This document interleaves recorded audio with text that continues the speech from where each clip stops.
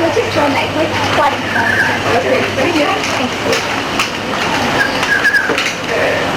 When it's still well because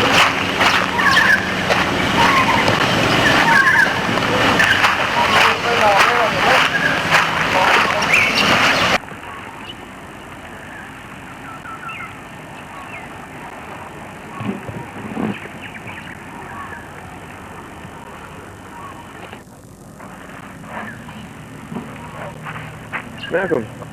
Where's Malcom?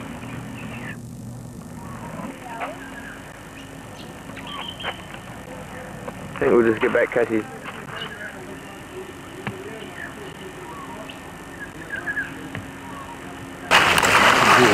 Quick it is. Coffee boy.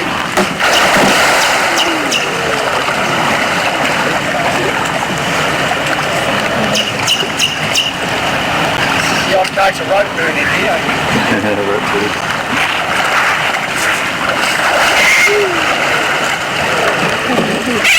This is Jamie, folks. He's about a little bit above average size for an estrine male.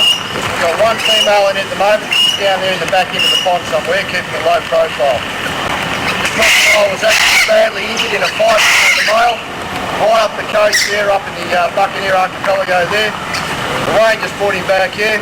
Malcom gave him big injections, antibiotics, got him back to reasonable health.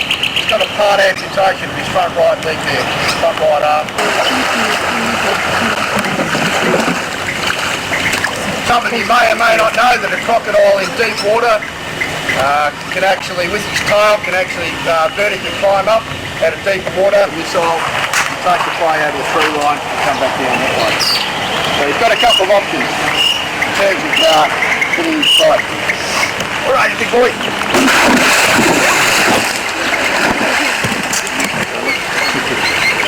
Easy, good nick this morning. You get splashed?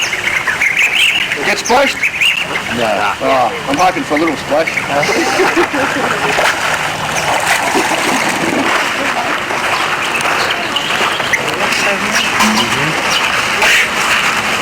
Look very carefully if I get down to the water. There are two crocs here sitting underneath the lip of the water.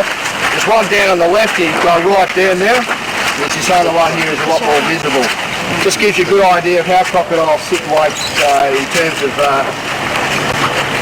securing some prey. That's a classic position there with that croc's lying there, or just mile further down deep under the water there. This is our breeding pen here, one of them that we've got in this out of the two parks. We've got about 45 crocs in here at the moment. As you can see, generally they're sitting around keeping themselves warm at the moment, and a couple in the water. And we've got one bloke over here on the side. See this bloke in the corner over here? He's actually isolated himself from the rest of the group. He's got to come out of there. We'll have to noose up his mouth, his snout, and get him out through this fence here. It'll take about 4 or 5 of us on a stretcher to carry him out. Fairly quick response. Yeah, a little girl. And she's got a little bit of chicken there for herself, a little bit of a feed there. So head up, ladle valve open. There she goes. Just got a bit of hunger there. We've got this other one just coming up here on the edge.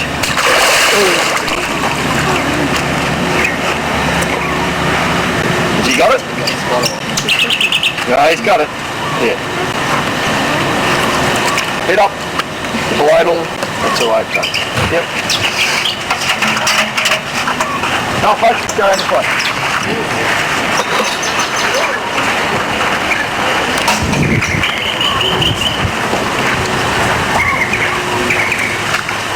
We're sort of getting into the mile.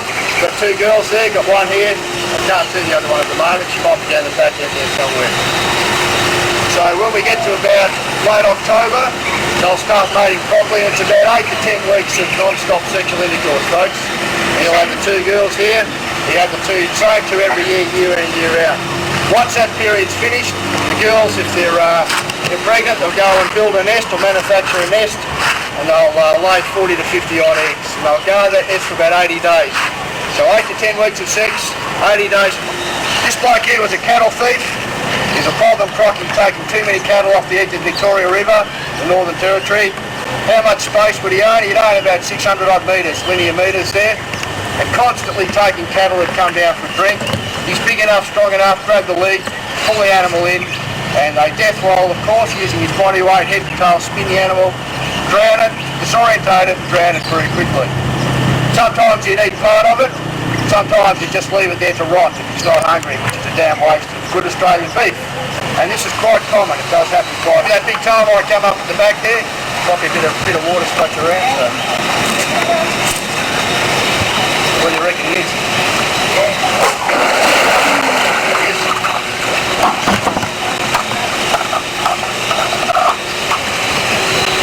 Very good fella.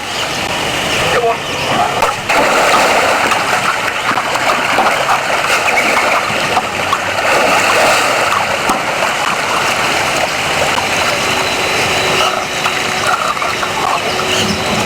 Crocodile like this who weighs, up to 700 odd kilo, he really needs to expend his energy carefully. If he takes a big animal off the edge of the water, he may need to rest for nearly 24, maybe 48 hours.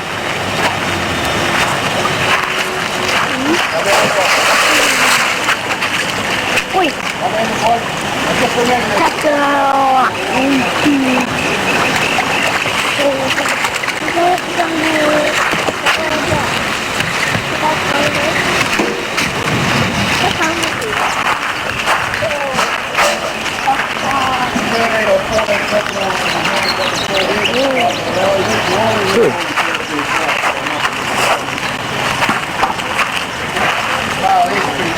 His name's Sundance.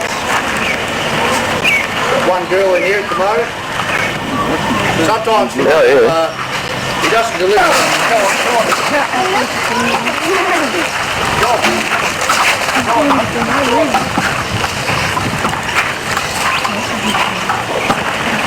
Come on. Big enough to take cattle, big enough obviously to take any human being from the edge of the water. In actual fact, we've got some crocodiles out at the other farm there, and once a male gets to around a metre in length, if he catches you on the edge of the water, in the water, even a metre long male, could probably kill most human beings once he gets a good hold on him. Once he starts to roll you, you have a big problem getting away from him. There you go, alright? You see these teeth here? He's an older male, he's got some pigmentation running through his teeth now. Their teeth regenerate, they fall out, they'll come back again. Go on. Oh, wow.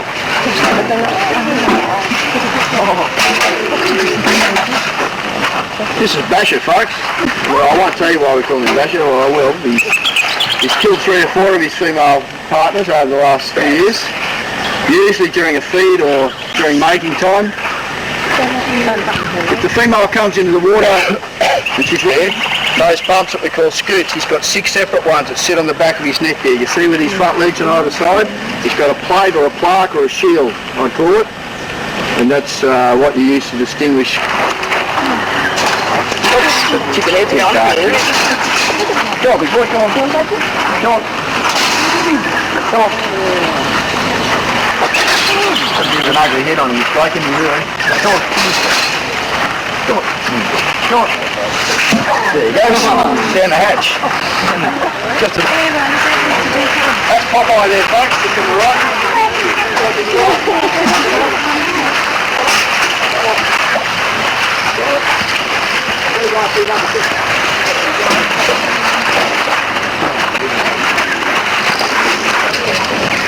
Some of them are getting mighty big.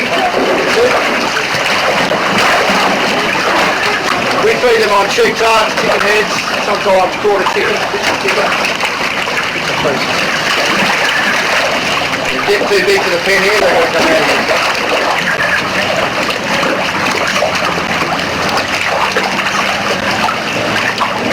Apparently you can't keep them as pets in the US if you get a special license or permit. You don't want in your backyard, climb up to the clothesline. What a treat for a barbecue. Go around here, mate, look at 58.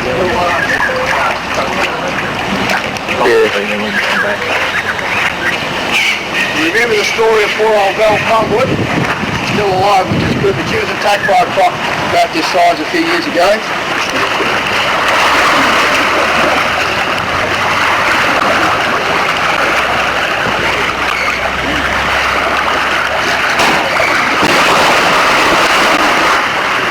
roll there. Get a couple of rolls.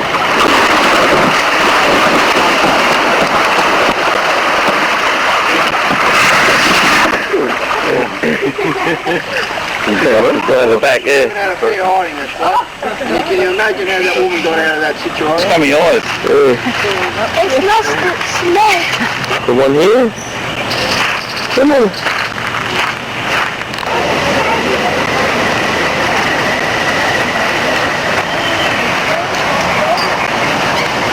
You need to hold him on top of his skull box there. Don't hold him around the neck because he won't be able to breathe. Makes sense, doesn't it?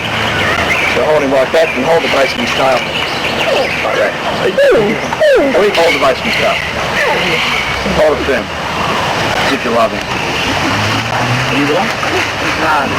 Where's your camera? There? Come here. I'll just get it center. Base of his tail. Surprisingly soft and cold. That's a mighty big camera, eh? Take a picture of it. That's a neat camera. How's it feel, mate? Good? Yeah. You've done well. You're holding him beautifully there. Hello to Wally. Say hello to mate. What's your brother? Get around, Say hello to Wally. That's all over his nest. Yeah. He's cold. Really? Nice and Yeah, clean. he's a big and red collar. You want to hold cold? it? Pass him out.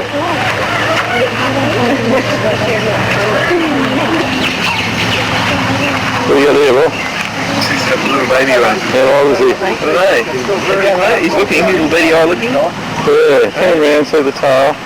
This age when they're in the bush, they don't feed on anything. He's cold too. Search for the water. The first thing the young crocodile has when he's on the side bank. One day I graduate up and fix that cow. Who knows? Yeah. Got there. So next year, folks, when you come to Broome, or the year after, Malcom will have his new park open to the public, which will be a series of big open wetland ponds. Much different than this. The crocs will be in big open lakes. You'll be able to go and see a big match feed at the end of the day. So it's something where you can get Hey? Crocodile's done this. Oh no, I reckon you'll run it. Too bad if you did a bit of string came off, wouldn't it? Bit of a nip. I'll drop him a big one, man. Bit of a nip. I'll drop him a big one, man. That's good, you must have the top.